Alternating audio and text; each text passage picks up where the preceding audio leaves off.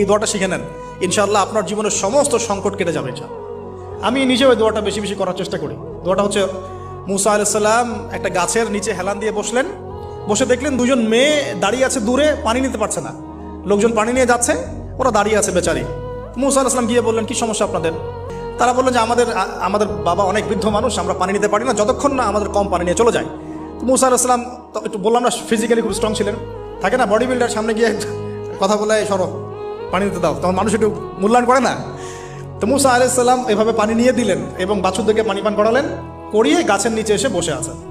বসে বসে তিনি দোয়া করছেন, এই যে দোয়াটা তিনি দোয়া করছেন, রব্বি, একটা নেক কাজ করলেন, নেক কাজ করলেন না, মানুষের উপকার করলেন, নেক কাজ করে এসে গাছের নিচে বসে দোয়া করছেন, আল্লাহ এখানে তো আমার খাবার পানি বাসস্থান কিছুই নাই, আমি কি করব?